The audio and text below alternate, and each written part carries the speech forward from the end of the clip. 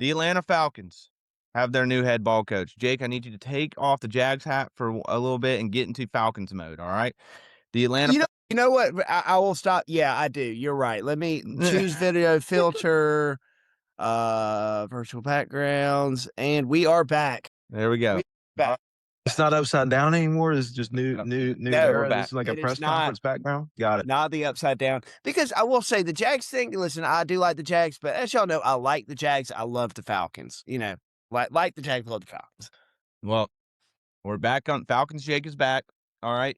The Falcons have hired Kevin Stefanski, two-time coach of the year with the Cleveland Browns. Overall record is 45-56.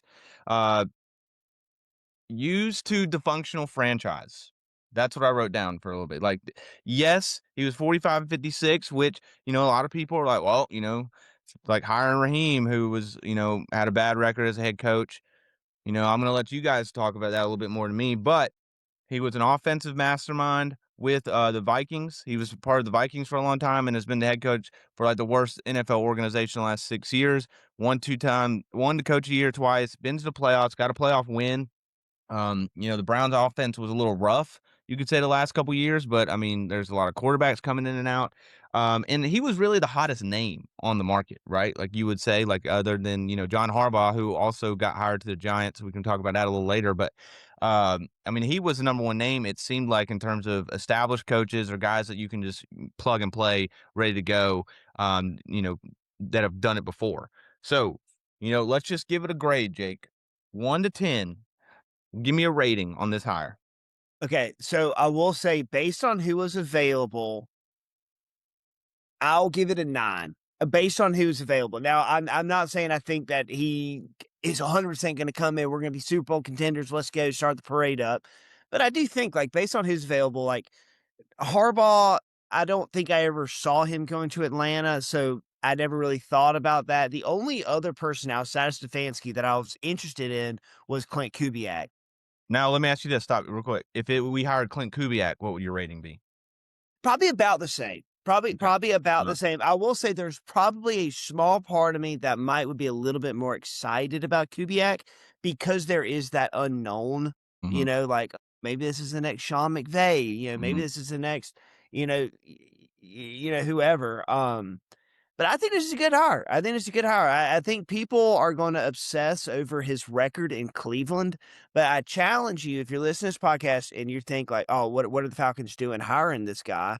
I challenge you to try and think back just a few years ago when Baker Mayfield was the quarterback in Cleveland, how good those teams were. They were competing to win one of the toughest divisions in all of the NFL at that time, the AFC North. They were competing to win, and they won playoff games. They beat Pittsburgh in the playoffs. They took the Chiefs to the wire. They took the Chiefs to the wire. They were a good competitive team, and it all blew up when they went after Deshaun Watson, and that was not his call. That was not his call. That was ownership's call. They wanted to do that. They blew the whole thing up, and Stefanski was just sitting there, with his hands behind his back. There wasn't much for him to do. And he barely even got Deshaun Watson. He got like 12 other quarterbacks besides Deshaun Watson.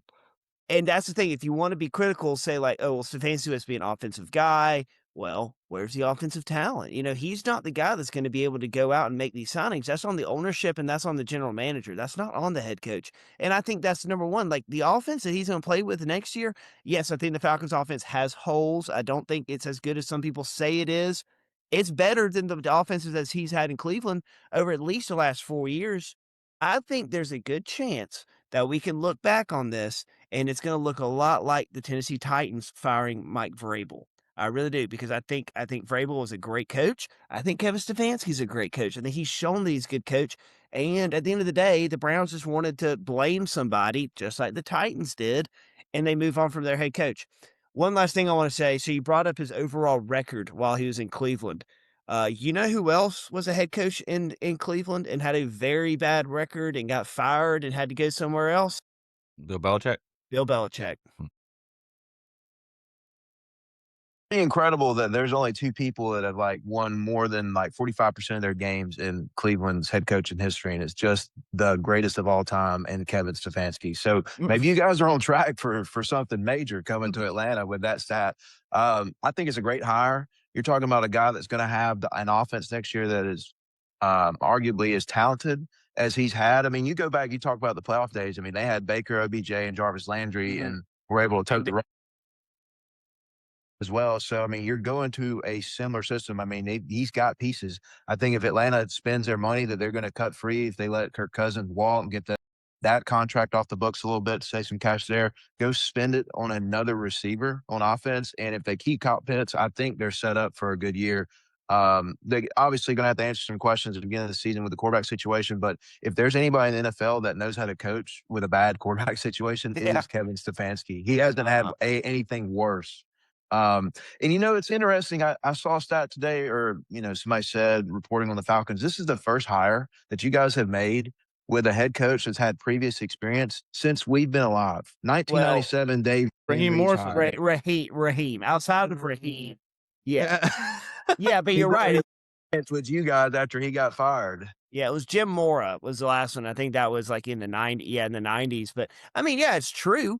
Let me say one last thing. So I feel like a lot of the criticism that Kevin Stefanski gets is Shadur Sanders believers that are just they are convinced that he was treated wrong in Cleveland and he was getting blackmailed and there's no reason that Dylan Gabriel should have been playing over him. And here's what I'll say, man. Like, turn the tape on. Look at the stats. Shadur Sanders did not look good, and I'm just saying, just maybe the NFL head coach that spends 60 hours a week in the facility on the practice field with this guy might know more than you do sitting on the couch watching him Mm. play against Cal in the Pac-12. Maybe.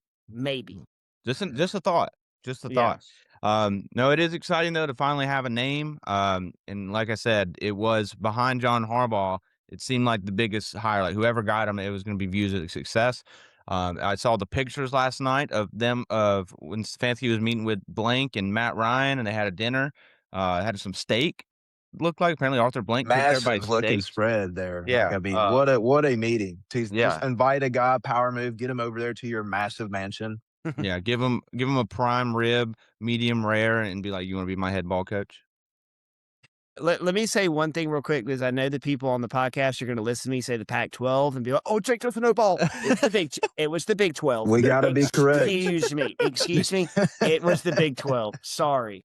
That was a good Sorry. correction there. That was a good Um, correction. And one last thing I'm going to say, I know this is the third thing that I said was going to be my last thing, is I'm a little disappointed in some Falcons fans who just like a week ago are like, "Oh, Matt Ryan is our president of football operations. I trust in Matt. Matt, I trust in whatever he does." And then the first move that Matt Ryan does, and I'm not sure about this. What's it going to be? Are we trusting in Matt, or are we going to Yeah. second guess? Yeah, I think Ryan. Interesting. Go ahead. Go ahead. Yeah, you go ahead. Interesting that they noted today too when they hired Stefanski that they said that he was going to report directly to Matt Ryan. Mhm. Yeah, and I think Ryan said it perfectly in our group text last night. He was like, half the Falcons fan base is gonna be pissed no matter who you hired. Yeah. So that's just what you got to deal with.